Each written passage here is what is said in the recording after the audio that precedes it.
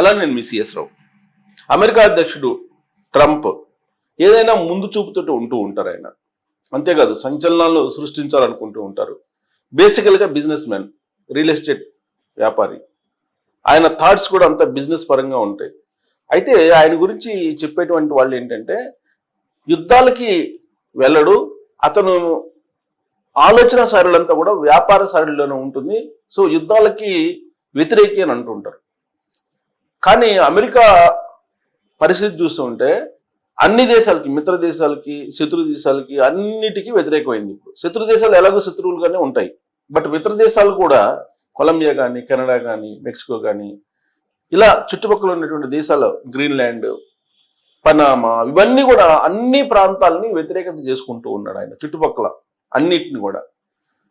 మరి ఆయనేమో యుద్ధాన్ని వ్యతిరేకిస్తూ ఉంటాడు. అందుకే ఉక్రెయిన్ రష్యా యుద్ధాన్ని ఆపేటువంటి ప్రయత్నం చేస్తూ ఉన్నాడు. ఆల్మోస్ట్ సీజ్ ఫైర్ అంటే కాల్పుల విరమణ తాత్కాలికంగా చేయగలిగారు. అలాగే హమాస్ ఇజ్రాయెల్ యుద్ధాన్ని కూడా ఆపేశారు.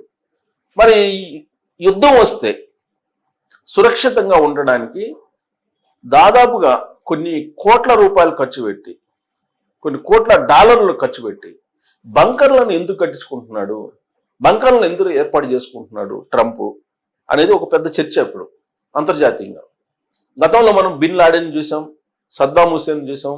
ఇలాంటి వాళ్ళందరూ కూడా బంకర్లలో ఉండేవాళ్ళు. అందుకే బంకర్ల నుంచి పట్టుకొచ్చి బిన్ లాడెన్ని చంపేశారు. అలాగే సద్దాం హుసేన్ కూడా బంకర్లో ఉండేవాళ్ళు. సో అలాంటి వాళ్ళు బంకర్లో ఉన్నారని అంటే వాళ్ళు ప్రజా వ్యతిరేకులుగా ముద్రపడినటువంటి వాళ్ళు.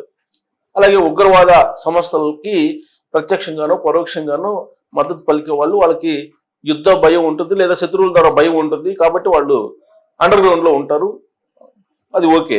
మరి ఎందుకు ట్రంప్ అండర్ గ్రౌండ్లోకి మంచి ఏర్పాటు చేసుకున్నారు? బంకర్లను ఎందుకు ఏర్పాటు చేసుకున్నారు? బంకర్లు అనగానే మనకు గుర్తొచ్చేది యుద్ధం. యుద్ధం సమయంలో బంకర్లు వాడతారు సైనికులు. మరి ఇలాంటి బంకర్లని సురక్షితంగా దుర్భేద్యమైనటువంటి ప్రాంతంగా తయారు చేసి కొన్ని కోట్ల డాలర్లతోటి ఎందుకు అమెరికా పెడుతుంది, ఎందుకు సిద్ధం చేస్తుంది? ఇదంతా ప్రపంచవ్యాప్తంగా అమ్ముకోవడానికా, లేదంటే యుద్ధం వస్తే అమెరికా అధ్యక్షుడు సురక్షితంగా ఉండడానికి తయారు చేసినటువంటి బంకర్లేనా? దీని మీద రిపోర్ట్ ఆల్రెడీ బయటకు వచ్చింది. దాన్ని నేను చదివి వినిపిస్తాను ఆ రిపోర్ట్ని కూడా. సో ఎందుకు ట్రంప్ ఆ విధంగా ఆయన జాగ్రత్త పడుతున్నాడు అనేది మనకు అర్థమవుతుంది. చూడండి, ఇక్కడ చూడండి. యుద్ధం వచ్చిన బంకర్లోనే సేఫ్. యుద్ధాలు, ప్రకృతి విపత్తుల వేళ ప్రాణరక్షణ కోసం బంకర్లు. ఒక్కో దాని ఖరీదు $2 కోట్ల అంట. $2 కోట్ల. సో అంత భారీగా ఖర్చు పెట్టి బంకర్లను తయారు చేస్తూ ఉన్నారు అమెరికా ప్రభుత్వం. దుర్భేద్యమైనటువంటి భద్రత, అత్యాధునిక సదుపాయాలు. అమెరికా కంపెనీ సేఫ్ అనేటువంటి ప్రాజెక్ట్ ని చేపట్టింది.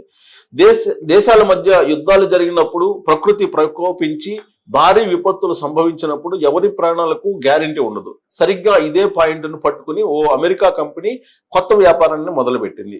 అణుయుద్ధాలు జరిగిన, భయంకరమైనటువంటి విపత్తులు సంభవించిన, ప్రాణాలకు ప్రమాదం లేని అత్యంత దుర్భేద్యమైనటువంటి బంకర్లను నిర్మిస్తామని, వాటిలో సురక్షితంగా ఉండవచ్చునని ప్రకటించింది. అయితే ఇవి సాధారణ ప్రజల కోసం కాదు, సంపన్నులు, సెలబ్రిటీల కోసం. ఒక్కో బంకర్ ఖరీదు $2 కోట్ల. అంటే మన రూపీస్లో 172 కోట్లు అంట ఒక్కొక్క బంకరు. 172 కోట్ల రూపాయలు ఒక్కో బంకరు పెట్టి తయారు చేస్తున్నారు.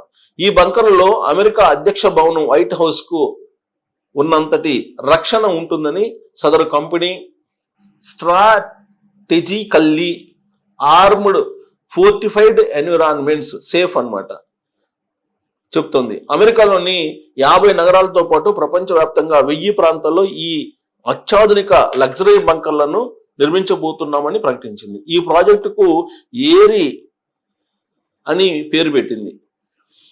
మొట్టమొదట అమెరికాలోని వర్జీనియాలో 625 మందికి సరిపోయే బంకర్లను వచ్చే ఏడాది నిర్మిస్తామని సేఫ్ అధిపతి పాల్ కోర్చి తెలిపారు. వీటిలో ఉండే వారికి దేశాధినేతలకు ఉండే భద్రత కన్నా ఎక్కువ భద్రత ఉంటుంది. అత్యంత సురక్షితమైనటువంటి ప్రదేశంలో ఉన్నామన్న భావన వారికి కలుగుతుంది. విపత్కర సమయంలో వారు తమ ఇళ్లను వదిలిపెట్టి ఇక్కడ ఎటువంటి ఆందోళన లేకుండా గడపవచ్చు అని చెప్పి వివరించారు. భూగర్భంలో సురక్షితంగా సేఫ్ నిర్మించబోయేటువంటి బంకర్లు భూమికి 200 అడుగులు దిగువన ఉంటాయంట. పేలుడు పదార్థాలు బాంబులు కూడా ఏమీ చేయలేనటువంటి దృఢత్వంతో వీటి గోడలు నిర్మిస్తారు. బంకర్లలో సురక్షితమైనటువంటి హై స్పీడ్ లిఫ్ట్లను ఉపయోగిస్తారు. ఇక సదుపాయాల విషయానికి వస్తే కృత్రిమ మేధతో కూడినటువంటి ఆరోగ్య సదుపాయాలు, స్విమ్మింగ్ పూల్స్, డైనింగ్ సౌకర్యాలు, బయోమెట్రిక్ వ్యవస్థలు, ఇంటరాక్టివ్ టెక్నాలజీతో కూడినటువంటి గోడలు, పైకప్పు, లైటింగ్ వంటివి ఉంటాయి. ఖరీదును బట్టి సదుపాయాలు కూడా మారుతాయి. 2000 అడుగుల విస్తీర్ణం నుంచి 20,000 అడుగుల విస్తీర్ణం వరకు రకరకాల సైజుల్లో బంకర్లు ఉంటాయి. ఏరీ ప్రాజెక్టుకు సంబంధించిన వివరాలను ఫోర్స్ వైప్ వెబ్సైట్ డూమ్స్ డే బంకర్ల పేరుతో వెల్లడించింది. ఇది బేసికల్గా ఏంటంటే కొన్ని వేల కోట్ల రూపాయలు ఉన్నాడు అనమాట కుబేర్లకి. అది మామూలు మళ్ళాంటి వాళ్ళకి కాదు, అది కేవలం కుబేర్లకి. భారతదేశంలో ఉండేటువంటి కుబేర్లు, ప్రపంచవ్యాప్తంగా ఉండేటువంటి కుబేర్లు ఉన్నారు, కొన్ని లక్షల్లో ఉంటారు కుబేర్లు. వాళ్ళకి మాత్రమే, కోట్లలో ఉండేటువంటి ప్రజలకి కాదు ఈ బంకర్లు. మరి ఈ బంకర్లు ప్రకృతి వైపరీత్యాలు సంభవించినప్పుడు, యుద్ధాలు సంభవించినప్పుడు ఉపయోగించుకోవచ్చు అని చెప్తున్నారు. ఓకే, మరి వాటిని ఉపయోగించేటువంటి వాళ్ళు, ఉపయోగించుకునే కెపాసిటీ ఉన్నటువంటి వాళ్ళు ఎవరు అంటే కుబేర్లు. 172 కోట్ల రూపాయల ఖర్చుతోటి ఈ బంకర్లను నిర్మిస్తున్నారని చెప్తున్నారు. ఓకే, మరి 172 కోట్లు పెట్టి కొనగలిగేటువంటి వాళ్ళు ఎంతమంది ఉంటారు ఒక్కో దేశానికి? అంటే రాబోయేటువంటి రోజుల్లో ప్రకృతి వైపరీత్యాలు సంభవించినా లేదా యుద్ధాలు వచ్చినా కుబేర్లు మాత్రమే బతుకుతారు ప్రపంచంలో. సామాన్యులు అందరూ ప్రాణాలు విడిచి వెళ్ళిపోతారు. మరి అలాంటప్పుడు ఆ కుబేర్లు ఏం చేస్తారు? కుబేర్లు ఉండి బతికి ఆ బంకర్లలో ఏం చేస్తారు? ఇప్పుడు ఆ బంకర్లకు అధునాతన సౌకర్యాలు కల్పిస్తూ ఉంటున్నారు, లైటింగ్స్ పెడతా ఉంటున్నారు, లిఫ్ట్లు, హై స్పీడ్ లిఫ్ట్లు పెడతా ఉంటున్నారు. తర్వాత టెక్నాలజీ పరంగా అన్ని ఏర్పాట్లు చేస్తూ ఉంటున్నారు, ఆర్టిఫిషియల్ ఇంటెలిజెన్స్ అంతా ఏర్పాటు చేస్తూ ఉంటున్నారు. బాగుంది. యుద్ధం వచ్చింది, ప్రజలందరూ పోయారు. అణుయుద్ధం వస్తే, అణుయుద్ధమే కదా ఇప్పుడు ఉండేటువంటి పరిస్థితుల్లో వచ్చేది. ఒకసారి అణుయుద్ధం వచ్చిందంటే ప్రజలందరూ ఆల్మోస్ట్ ప్రాణాలు విడిచిపోవడమే కదా. మరి అలాంటప్పుడు ఈ కుబేర్లు బతికి ఏం చేస్తారు? అంటే డబ్బు ఉంది, ఉన్నటువంటి వాళ్ళని టార్గెట్ చేసి బిజినెస్ చేయటం అనమాట ఇది. సో ఆ డబ్బు అంతా కూడా ఏదో రకంగా ఖర్చు పెట్టాలి కదా. అందుకని చెప్పేసి బంకర్లు కొంతమంది చంద్రమండలంలో ఖర్చు పెడుతుంటారు. చంద్రమండలంలో ఫ్లాట్లు వేసి అమ్మడానికి వెబ్సైట్ని క్రియేట్ చేస్తే కొన్ని వందల మంది కొనుగోలు చేశారు. విచిత్రమైనటువంటి పరిణామం ఏంటంటే, ఈ మధ్యకాలంలో ఒక న్యూస్, బహుశా మీలో కొంతమంది చూసుంటారు అనుకుంటా, చనిపోయిన తర్వాత స్వర్గానికి తీసుకెళ్ళటానికి మీరు డిపాజిట్ చేయొచ్చు అని చెప్పి ఒక వెబ్సైట్ని ఓపెన్ చేసి, ఒక యాప్ని ఓపెన్ చేశారు. దానిలో కొంతమంది లాగిన్ అయిపోయి డబ్బులు పే చేశారు. చనిపోయిన తర్వాత స్వర్గానికి పంపిస్తుంది ఆ కంపెనీ అని. సుమారుగా 8 కోట్ల రూపాయలు ఆ విధంగా వసూలు చేశారు. అంటే డబ్బు ఉన్నటువంటి వాళ్ళు చంద్రమండలంలో సైట్లు కొంటారు, సూర్యమండలంలో ఇల్లు కట్టేటువంటి ప్రాజెక్ట్కి డిపాజిట్ చేస్తారు డబ్బులు, బంకర్లు కొనుక్కొని భూగర్భంలో ఉంటారు. డబ్బు వచ్చిన తర్వాత విపరీతమైనటువంటి ఆలోచనలు వస్తాయన్నమాట ఇలాంటివి. సో మరి ఇప్పుడు అమెరికాలో ఉండేటువంటి ఒక కంపెనీ ఇలాంటి బంకర్లను నిర్మిస్తుందంటే కేవలం ట్రంప్కే కాదు, డబ్బు ఉన్నటువంటి వాళ్ళందరికీ ప్రపంచవ్యాప్తంగా ఇస్తానంటుంది. మరి వీటి అవసరం ఉందా? వీటి ఖర్చు పెట్టేటువంటి డబ్బుని పేదరిక నిర్మూలనకు అలాంటి ఖర్చు పెట్టచ్చు కదంటే కాదంటాడు ట్రంప్. ఎందుకనంటే ఆల్రెడీ అమెరికా ఎయిడ్ను తీసేశారు, రద్దు చేశాడు.